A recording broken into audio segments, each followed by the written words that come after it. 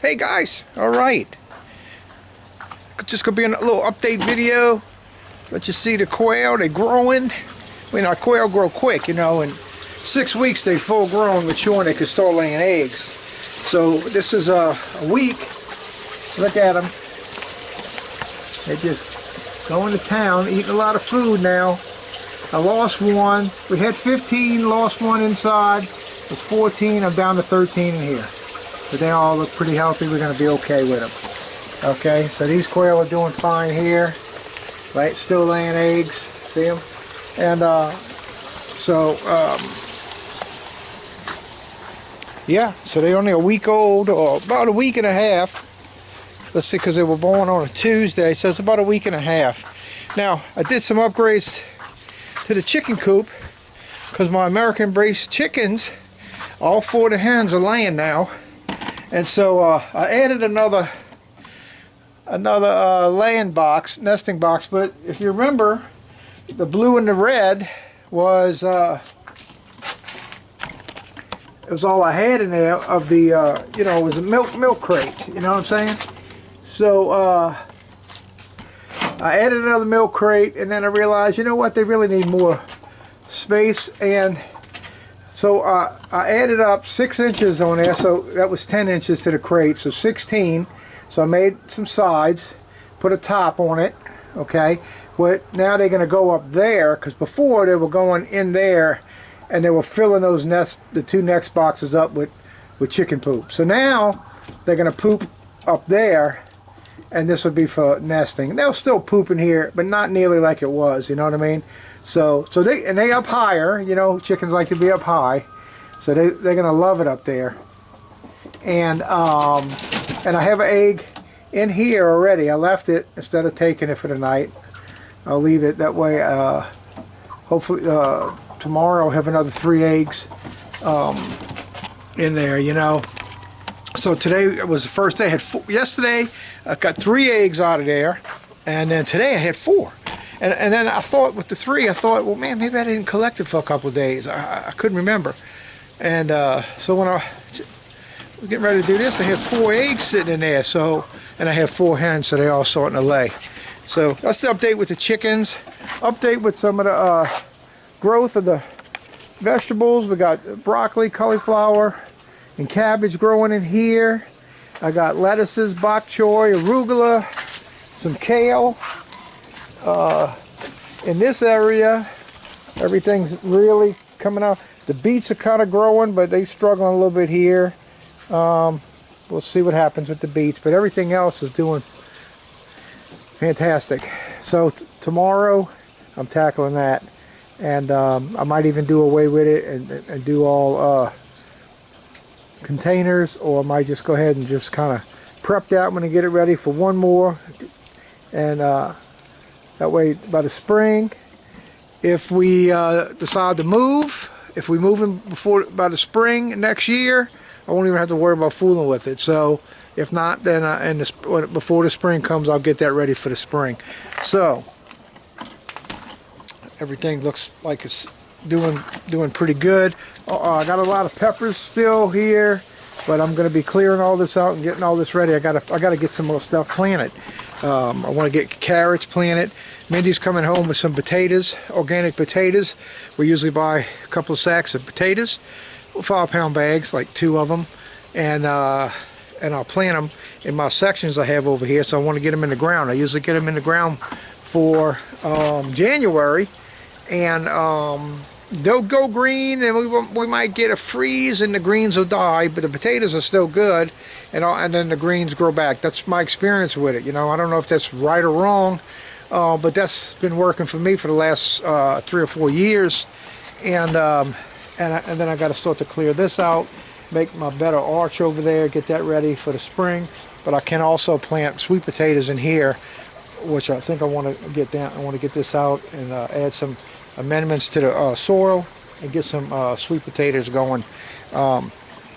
I didn't grow them this last year because the year I grew them, they really didn't do nothing with them. Mindy wasn't really excited about them. She didn't care for them. But since then, she has eaten some, found some recipes for them and everything, so now she wants them, so that's good. So now we get to grow some sweet potatoes again, and so that's a good thing, guys. And update on maybe on my Cavendish bananas. I don't know if they're going to make it. I think it's going to get too cold for them, but here we go. There's bananas. Bananas down in there. I don't know if you can see it. I'm just putting a camera in there, but hopefully they'll make it. I got my doubts. Maybe I shouldn't have no doubts, but I do, because I just think it's going to be too cold. I'm learning with them. The year before, I put them out where it had more sun, and I only got 2 of them that was getting good sun, because I got a tree over here that blocks a lot of the sun. And only 1 out of the 4 I had planted here, because see, now I got some new ones coming up. Nothing on the very end, but this tree here, when it grows, it comes way over. I mean, I got to trim it. It just blocks all kind of sun. Here's the bananas here on this one. We got a bunch of bananas.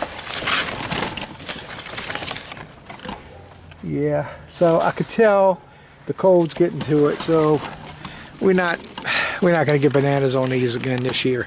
Now, what I found out last year was the drought we had. I didn't give them enough water. These babies like a lot of water, and that's something I'm finding out about them too. And so I don't think you can really give them too much water. I don't think. I mean, I'm saying that. I don't really know, but I need to give them a whole lot more water than what I've been giving them, especially during that drought and that heat wave we went through. I should have gave them a lot more water. So anyway, now update on everything else. My oranges, beautiful, huh? Look at that, a little orange tree in a pot. Oranges. And my calamundins, the little ones, the little oranges. Same over here, the little oranges. We got grapefruit here. Some satsumas in here, not too many, but we got a few. We've been eating a few. This is navel oranges in here. Let's see if I can get a shot on this side. There we go. There they are. Navel oranges. The lemons, we've been eating the lemons, so we're getting just down to the nitty gritty. And the same with these, we've been eating these mandarins. They are good. These mandarins are good. Here's some more lemons over here. So my horseradish is making it. And let me show you something else. I got a pineapple that produced, gave me a pineapple last year. And this is the top to it. It's growing crazy. And then I had a store-bought one that I put in over here, but this other one grew out of it. So I got another one growing from that one. That one's really not growing, but this one is. So looks good. Looks good. I can smell the turmeric and the ginger. I can smell them. They smell great. I have to probably pull up the roots and get them ready for next year. I got my garlic. I know I hadn't planted it. I know it's late, but I'm gonna get it planted when I start working on all this tomorrow. So tomorrow I'll start working on clearing all this out and getting things ready. I got my garlic cloves that I've been saving from last year, and actually they've been hanging up outside all year. I hope they're still good. It's the first time I've ever done this.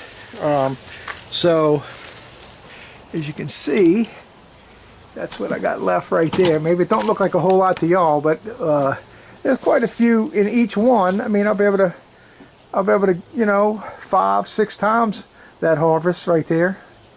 So yeah. So anyway, or more than that, you know, because I mean, one of those probably has 5, 6, or 7 cloves in it.